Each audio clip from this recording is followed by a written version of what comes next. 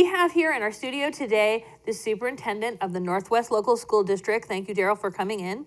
Thank you. And the reason we're here is that we need to talk about transportation. There's a whole new plan. You talked about it at the last school board meeting.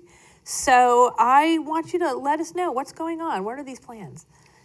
So obviously, we as a district we take our responsibility to transport students very seriously. And obviously over the last couple of years with the driver shortage, the pandemic, and the national driver shortage that we're facing, we have struggled to maintain daily operations, which has caused us to have to cancel routes. And this year we've been canceling between 4 and 6 routes a day due to that driver shortage. We know that is not sustainable for our community long term, and we wanted to do something different moving forward to try to fix the problem. So we've been focusing on short-term, intermediate, and long-term solutions. Short-term, we have focused on hiring and trying to get fully staffed. That's included our HR department holding pop-up hiring events, targeted recruiting, targeted advertising, attending different job fairs, and even going to CDL classes where students are graduating with their CDL and trying to recruit on the spot.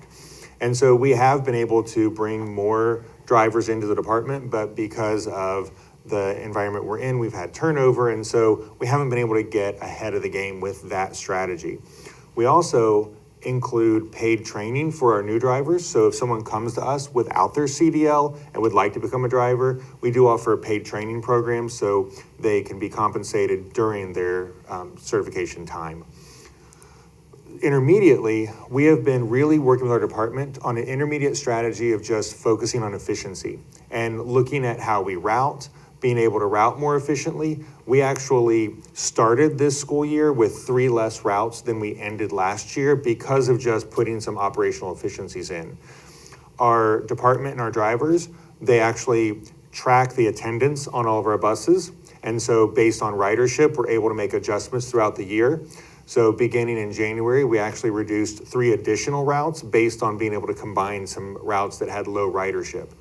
So we've been able to try to gain some traction through efficiencies, but again, those efforts have not resulted in the intended outcome that we would not be canceling routes.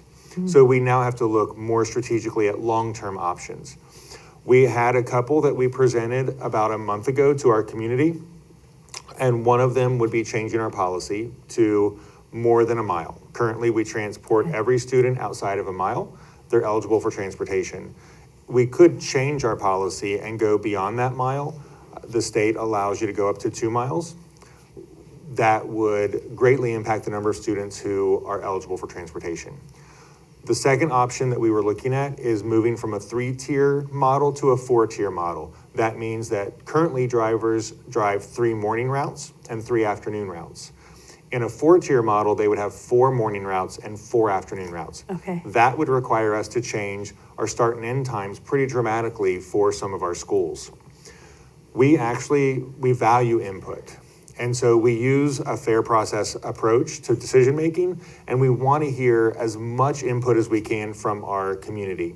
We put out a form, and we had over 400 people fill out that form, giving us feedback about how those different options would personally impact them and what we need to think about if we implemented one of those. And that feedback was incredibly helpful to our decision-making process.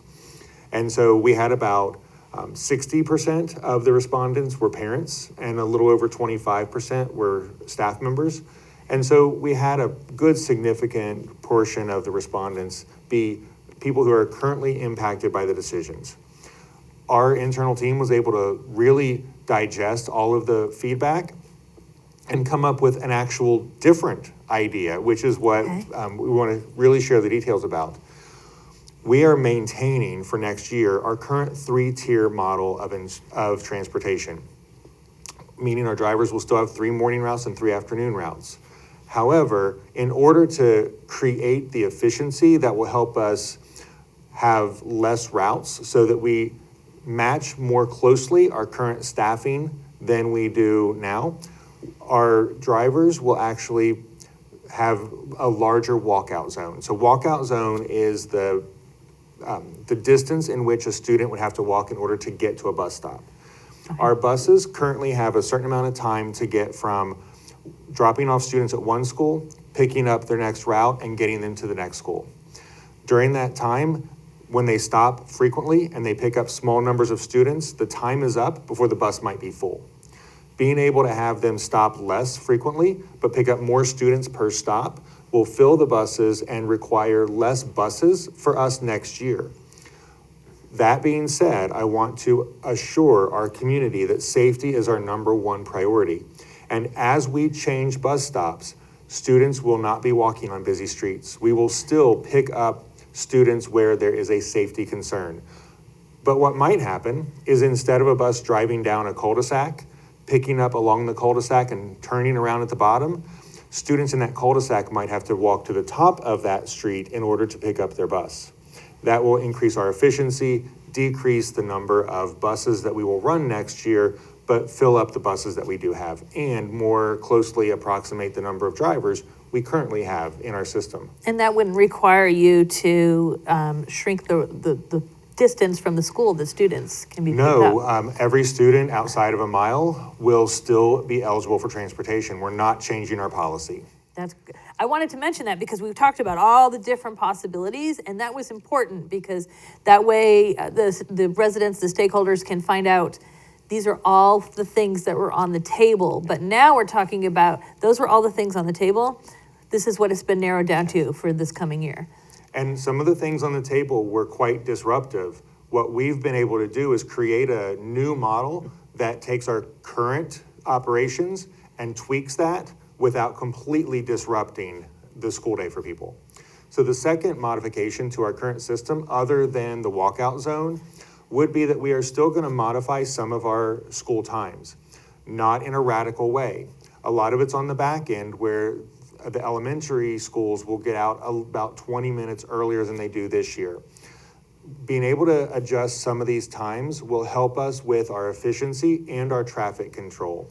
For example, we have Northwest High School, Pleasant Run Middle School, and Pleasant Run Elementary that currently are getting out pretty close in proximity to each other, which can cause a big traffic jam on Pippin Road. We're not going to be able to eliminate all of that traffic, but by staggering their start and end times with a little bit more space between them, we should be able to get some of that congestion off of the road before the next school starts. So I'm not guaranteeing that the congestion's gone, but we are trying to mitigate that at some point. That'll be key for the buses too, because that traffic is slowing down their route. Not only are the parents not enjoying the traffic when we do our own drop-offs and pickups, but... And then the last thing that we're going to focus on as we move from this year into next year is being able to make sure that we have consistent communication structures in place, because there will always be that last minute bus that has to be canceled because someone called off and they have a sick child and we need to cancel one more route. So making sure that we have systems in place that our parents can rely on for communication, making sure that if buses are running late because of traffic or another issue, more than 10 minutes being late, they'll get a communication notice notifying them of that so that they know it's still coming, but it's going to be delayed. So we are working internally to make sure that those communication systems are as seamless and tight as possible so that our parents can rely on that consistent communication. We also need our parents to partner with us and continue to update their information in our systems. So if their cell phone changes, if their email changes, making sure they go in and update that either through Registration Gateway or through notifying the building so that we can make sure that we have the right numbers when we send out that communication. Yeah, that's key because it's easy for us to forget that we changed numbers for some reason or we now use a different email or something. That has to be updated in your system if anything's going to work here. Yeah, we get reports when we send messages all the time that can't go through because the numbers are no longer valid. So we beg our parents to please make sure you keep us updated on that. We know it's hard because there's a lot of places you have to update information, but we want to make sure that we can always get the information to our parents. So I see three parts of this. Well, the first thing is that you're keeping those 3 tiers, but the walkout zone will be a little further. Yeah, so people should be aware that when they get their bus passes next year, it might be different stops that they're going to. It's going to be different, but it's going to increase efficiency. So we'll have that. They should check their bus stop location, make sure they're aware of that. The times might change a little bit, so they should keep an eye out But for not that. drastic. Okay, just a little bit, okay. And then just keep an eye on the communication channels. And I will say that the one thing that we do need from our parents is that communication back to us. Every spring, we send out a form, if you qualify for transportation, to elect that so that we can make sure that we are routing for students who are actually going to ride the buses. So parents should be on the lookout in May for that form to fill out that says, yes, I am going to continue to use transportation next year, so that we can make sure that the students who are using it are the ones that we're routing for. Oh, that's important, yeah, to make sure that they're part of that planning process. And they've been part of this process because you had all that feedback that helped you decide of all the things on the table, what's going to be the least disruptive. And you came up with something completely different, which is creative. I like that. Well, and like I said, it's because our community has been so open and honest. We had 2 informational sessions where we went out into the community and we shared this information just so people can get their questions answered. So when they actually fill out the form, they had the information they needed. And so we really appreciate that, our parents in our community came out to learn, and that they then turned around and shared that information with us.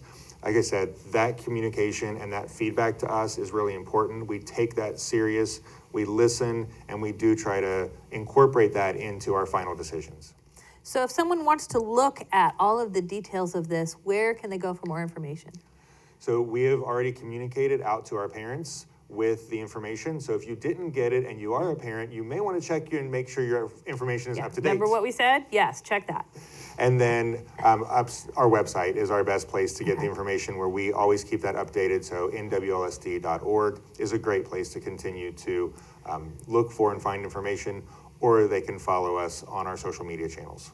And I will add that. Follow them on Facebook. There's all kinds of coming Twitter. events, Twitter, all of the coming events, all of the news of the district is on their social media platforms. And if you follow them, you won't have to worry about forgetting to go look at the website, which is what happens to me. So with various things. So that's important, but always the website. There's so much information on the website. There are so many ways to get the information, so connect in whatever way is accessible and easy for them. And if anyone has questions, is there a way they can contact someone to get an answer? Yeah, so all of this will go out through our transportation department. So most of our questions can be answered by either reaching out specifically to your building, because start times and all of that are coming out through there as well. They can reach out to our transportation department, or they can reach out to our main office at our central office. Excellent. Well, I want to thank you so much for coming in. Is there anything that, before we wrap up, that we want to make sure that the stakeholders know as we go through this process? So from a transportation standpoint, we just want everyone to know how important we take this responsibility, and we are always consistently working with our stakeholders to try to find solutions. This was a way to really get at a long-term solution. We are still working on those short-term and intermediate solutions along the way as well. We have not forgotten about those. We are still actively recruiting, hiring, and trying to make sure that we're fully staffed. So if anyone's interested in applying, we encourage you to go to our website, because you can find information there.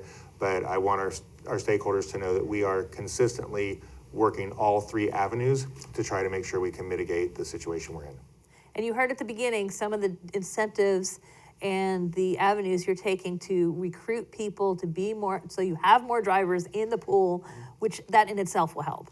And there are a lot of flexibility within the transportation department. So if you can't do morning and afternoon, you can be a sub and you can just run morning routes. Or we have a lot of routes that are for field trips or for our athletic events. Mm-hmm. So there's a lot of flexibility. You don't have to think about being a full-time driver. We can actually bring you in as a sub and get you connected in whatever way you can contribute and whatever way works in your schedule. That's a really good point, because those routes don't have to be canceled if there's a sub. Mm-hmm.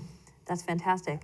Well, thank you again for coming to the studio to make sure that we connected to the stakeholders, to let them know what's happening. I want to thank you for watching, because that means you are one of those people that wanted to stay connected to all the information that's going on in your school district. And we'll see you next time